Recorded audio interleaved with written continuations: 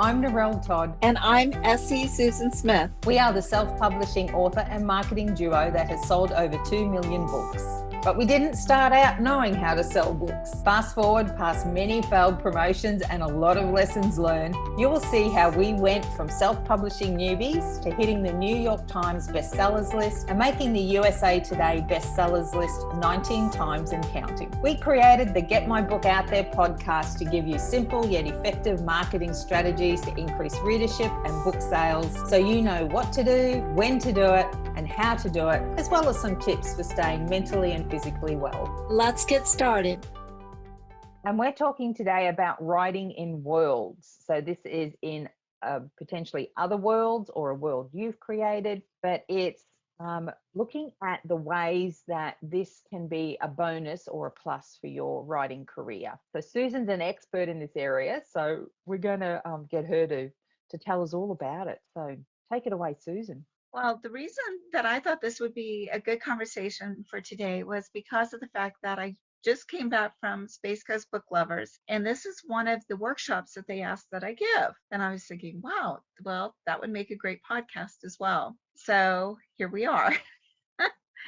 And one of the really cool things is I did meet with some authors, not only during the workshop, but after the workshop one-on-one, who were asking me more questions about it. And, one of the questions is authors creating worlds for other authors or writers. So there's actually different ways to look at it. And this first one, we're going to be looking at authors who are creating the world. Like myself, I created Magic New Mexico, and other authors have come in to write in that world. And what that entails is I created Magic New Mexico, and I fell in love with this series simply because it opened it up where it didn't really matter what you wrote, you could find a story that would fit in it. Magic New Mexico, just to give people a little bit of feedback on it, is a small town that is filled with magical creatures. And I have a saying that being abnormal is the norm. So you have dwarves who have a construction company, and you have the genie that was found in the eBay bottle that was purchased working as a dishwasher down at the Crazy Kettle, which was run by a witch, and you had, just all of these magical creatures who live together in harmony. And it's kind of like a safe zone for them. But they've kind of put a glamour on the town so that people who come can kind of feel like there's something different going on, but they look like everybody else. And we have aliens there. We have vampires who, go to school and have a wonderful time. You have the werewolves who are not allowed to be part of the track team because they tend to chase the jaguars, And the jaguars, it's no fair. No wonder they're always the winners for the county and district, finals because, they're jaguar shifters. And they said, if I had, that I could win too. But it's funny that you can make it just this normal town. And then, of course, you had the aliens who ended up coming to the town that had no idea that this existed on Earth. They were trying to keep a low profile. So any author, whether they're writing contemporary, they could have just a contemporary family that moves in and how they're getting along with all of adjusting to this kind of crazy lifestyle in this town, to your paranormal writers, to your sci-fi writers. You can add mystery in there, so you could have a cozy mystery. So there's just about anything for any type of writer who would like to come in and write in this world. And I set up this town and the core set of people that are there. And the authors then bring in their ideas and their thoughts and characters and create their own little niche within this town. And right now there's, oh my gosh, at least more than 40 books out. I know that. In the Magic New Mexico series. So it's been very, very popular. And the authors have really gotten into it because they don't have to be, 60,000 word stories. They're generally between 25 to 40,000 words. And so they're short, but they're all linked. And the authors enjoy having this world that they can explore, but they can also individualize. So if you're an author and you're wanting to create a world like this, then you can invite other authors to come in and write in your world. And so how do you pick those authors?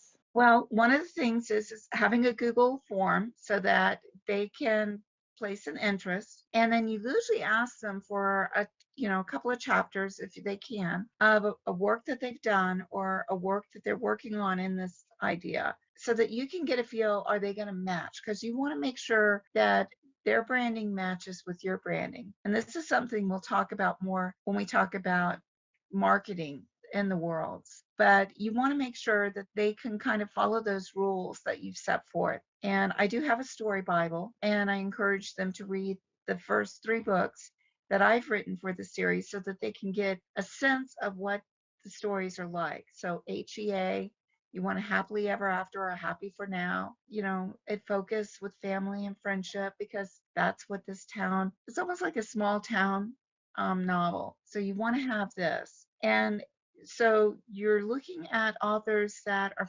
comfortable writing that. You don't want someone who is going to write something that's not going to fit in well with your world, and that they're willing to become a part of this world and promote the other authors that are in it as well. That's vital. Yeah, yeah. Are there downsides as an author, do you think, in creating a world? Have you found any? I know for me, they originally, when I first started creating the world through Kindle Worlds, which was an Amazon. And what happened was is they wanted me to use my Dragon Lord series. And I realized, one, I had too many books already out in it. And two, it was something that I wasn't really ready to share what that world and where it was going to go. It would be a very niche group as well. So it would have to be, sci-fi, basically dragon shifter type romances. Where the Magic New Mexico, I only had 3 books out, and actually I only had 2 books at the time Oh, out yeah. in it. And it just had so much potential and such a attraction for other authors if they wanted to come in. And that's one of the things that I looked at. I wanted to make sure that it was not only something that I felt comfortable with, but something that authors from different genres would feel comfortable coming in and writing in. So with Magic New Mexico, because I think there's such a broad range of characters that are possible to write in it. So, you've got anything, as you say, from aliens to werewolves to vampires, dragons, other kind of Yeah. mythical creatures. You literally could write anything, kind of science fiction, romance, paranormal romance, and it would fit within the context of this world. Is it necessary as an author to have that kind of breadth and depth? Or could you create a world that, say, is just about witches or just about dragons? Many of the worlds have done that, where they've done it where it's only parallel worlds. Or I know Robin Peterman does Magic and Mayhem. So hers is about witches. So there's a lot of worlds out there that you can do it where it's only focused on one thing. You could do a world that's just cozy mystery. I know that there's worlds out there that they're just all Navy SEALs. You can create whatever you want. Just know that you're going to find authors and readers that are focused on just that one specific world. Brilliant. And what's our second point?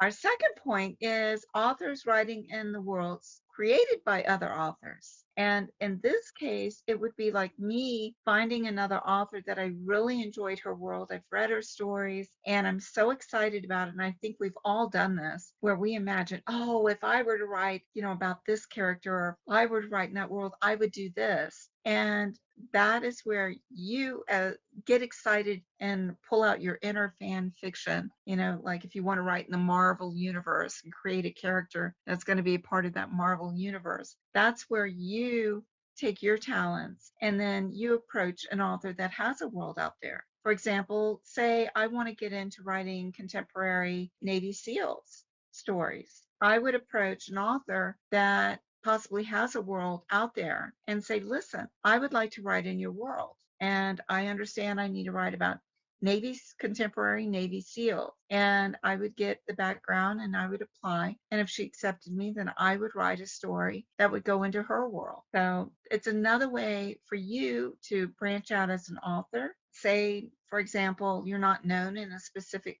genre and that you want to get your foot in there. That may be a way if you're not doing an anthology with a group, or it's a good way to get in there, and especially one that's well established. And if you write a kick butt Navy SEAL book and they fall in love with the characters, there's a good chance that even if they don't read, say, sci-fi or paranormal, that they might just take a chance and read one of your books. And it's really amazing for me when I get those emails that say, I don't read sci-fi romance, and I end up reading one of your books. And oh my God, now I'm addicted. So, that's like, that you've done a good job. And there's no reason why you can't do that by writing in another genre that you're wanting to get into. So pick a world, find an author that may have a world out there that you would like to try out. And what do you think are some of the things that the author needs to think about? So around, say, I'm just thinking, if you write a story, are you then tied? Is that story always tied to that world? What are your rights like? Those sorts of things. What should an author think about? Well, as an author, time. Time, I think, is one of the most critical things that an author is always lacking of. So, do you have time to write in this other author's world? Are you willing to make that commitment? For me, I would say I will write in that world, but I'm going to do at least a 3-book commitment. And then you can always say, okay, now I'm going to do book 4 and book 5 and book 6. But the biggest thing is you want to have that commitment and not just write one book and then slap it up there and hope everybody comes and reads your book. That's literally very unlikely to happen unless, you write this standout book and it just like totally takes everybody by surprise. It's also kind of dishonest to me as an author to have someone say, I'm just going to write one book, put it up there, and expect you to do all this promotion for me and get me all these readers and access to your readers, and then I'm not going to do anything else to help promote you. So for me, that's not moral or ethical, so I would not do that. So I think as an author, you need to think about, okay, you don't want to burn any bridges. Because the author community is a very close-knit community, and you never know. Your breakout story may be 10 years in the making. So it could have been out 6 years ago and suddenly it just clicks with everyone and it suddenly takes off. So you don't want to burn those bridges. So if you're going to write in someone else's world, say, do I have the time? Can I make a commitment? If I can, how many books will I make a commitment? And understand that when you do write in that world, you're also going to be taking time out to help promote that world. So it's not just writing the book, writing multiple books, but it's also taking that time out to actively promote not only your book, but other books that are coming out, whether you're releasing at that time or not. Yeah.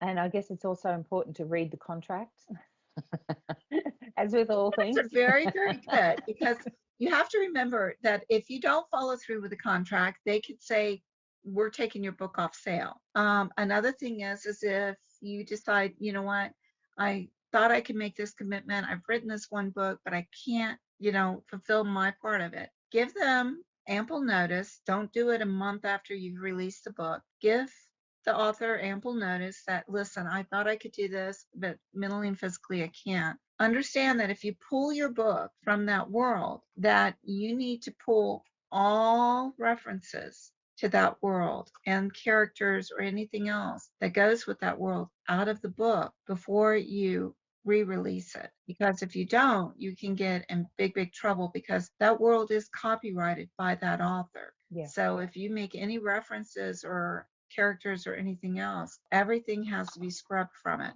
Yes. So it's important to keep in mind, to read the contract, to make sure that, to know what your rights are and what your obligations are.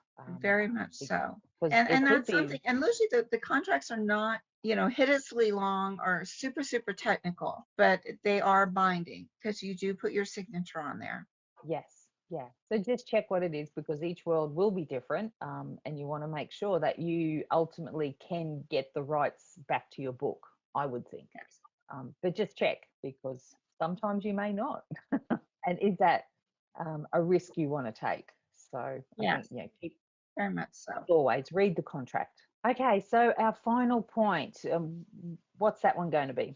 Well, everything revolves pretty much around the readers. And this is actually, writing in worlds is kind of like a dual opportunity.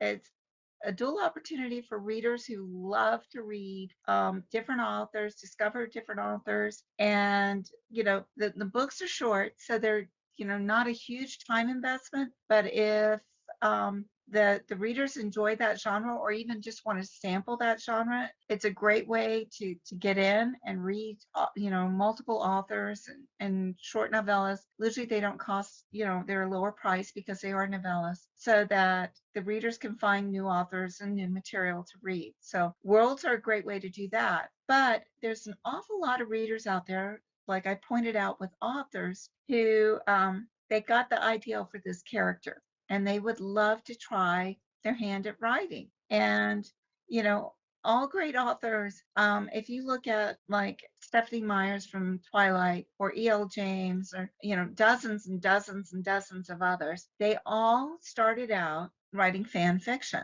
Yeah. And that's basically what these worlds are. They are a type of fan fiction so that you can come in and if you have an idea for a character, this is a great way to get your feet wet. Write a 25 to 40,000 K story. So you're not overwhelmed with thinking, oh my God, I've got to put out a, 500-600 page story. So it's a great way to get your feet wet, writing in a genre that you're excited about writing in a world that's already been pretty much built for you. So you're learning from it without having to create it. So you're not getting to page, 40 and deciding, oh my God, I've just boxed myself in on this world. I can't go any further. That's been taken care of for you. And it's really interesting is the fact that the next thing is you can actually learn step by step by step on all the different points that it takes to be an author. So you're kind of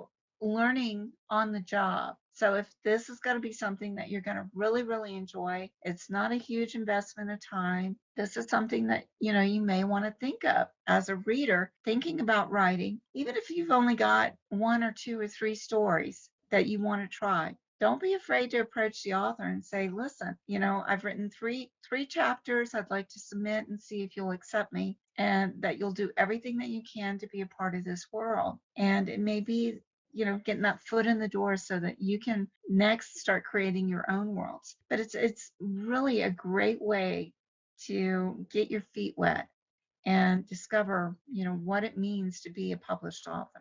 Yeah. And also you're part of that collaborative team as well. So you're actually creating your author network. And I think that's important in your author growth as well. The business growth is getting to know other authors and having somebody to, kind of just go, what do you think about this? Or, they'll, authors love to share their How do I do experiences. that? Or, I never realized, okay, I've got to this. Now I've got to do editing. I've got to do beta reading. Well, beta reading, you're part of reader groups. Ask some of the readers if they would be interested in, critiquing your work, getting to know other authors. Ask them, will you be willing to critique my work? So there's a lot of good that can come out of saying, as a reader wanting to become a writer, this is a good step in the right path. Because I know with me, when I first started, I didn't know anybody. I didn't know anything about writing. I had never met another author. So it was a lot of, hurdles to jump and falling down and skinning my knees and a lot of time invested in researching. Yeah. And this is a good way to kind of jumpstart you so you don't have to wait in that long line. Yes. So the worlds really bring, I guess, for the author who's creating the world, it's got some really great options there. It enables you to expand that world without you having to actually write the stories, but you've got other authors creating characters that other people are going to fall in love with. As an author writing in a world, you're now exposed to this wonderful world building that's already been created. So you really can get on with diving into the character. And it's a great way to, meet new readers Yes. and new authors. Yes. It's a great way to build your own author network and reader network. Yeah. And then we've got the idea of, say, if you're a reader thinking of moving into writing, treat it like a bit of fan fiction. You already love the series or, or the world. So you've got an idea, give it a go. Sounds great. It's a win-win for everyone. And readers Yeah. give more great stories to read. Yes. Yeah. So if you haven't already, think of a world. You may want to create a world, join a world, or if you're a reader, you may want to start, thinking about being a writer. A world may be a way for you to get, just dip your toe into the writing world and see if it's actually for you. Well, I hope this has been really helpful to everyone, because a lot of people don't even think of it from, these 3 different aspects. So hopefully it's a great way for somebody out there to say, oh, I never thought of that. Let me go try it. Yes, yeah, exactly. And always remember to read your contract. Read the contract before you sign it and send it. Awesome. Thanks, Susan. And make sure that today's the day. Get out there and do it. Absolutely. Bye, everyone. Hey, thanks for joining us today. We've got way more information we want to share with you to increase your book sales. So please come and join me at facebook.com. Get my book out there.